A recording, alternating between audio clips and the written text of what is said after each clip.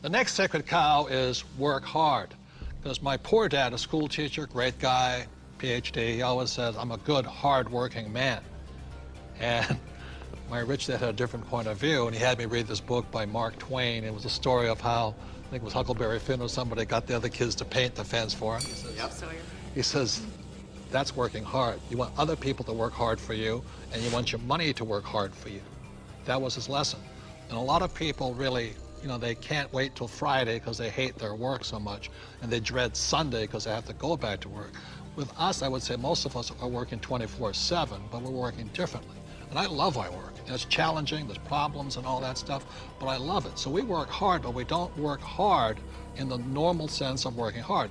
The problem with working hard for money, because the rich don't work for money, the problem with working hard for money is you pay more in what, Tom? Taxes. Taxes. The harder you work for money, the more you will pay in taxes, right? Well, right. If instead of working hard for money, like you're talking about, instead if you work for assets, then you pay a lot less taxes, because the tax law, again, is geared towards building assets. Because as we build assets, we build the economy. Time out. The big difference between E's and S's and B's and I's, E's and S's focus on the income statement, and B's and I's focus on the asset column. My rich dad simply said to me, he says, assets put money in your pocket whether you work or not, and liabilities take money from your pocket. For example, my house is a liability because it takes money from my pocket every single month.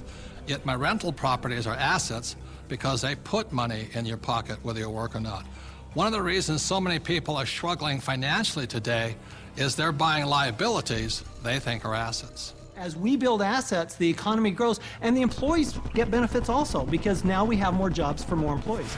But on Michael's side, why are people working so hard is because the Fed's also working hard printing money, right? Yeah, people. I've got friends that just say, I need to get more hours, or I need to get a second job or something like that. They're working harder to make a few more dollars, but they don't realize that over this entire past decade, the average in real income after inflation has been falling. So the harder people work, the less they're making anyway, because the government and the Federal Reserve, the banking system, they're basically stealing it from them. Can we bring in the bags of coins right now? Thank you. I'm not going to hold that. I'll give you an example. In the year 2000, one gold coin cost $300. So this is $300 in US quarters. Today, in 2010, that same gold coin, it takes $1,100 to buy the same coin. So the reason people have to work so hard to keep paying money is because the value of your dollars are going down. So the insanity of going to get another job, pay more taxes, and work harder, when how many dollars did the Fed print in 2009?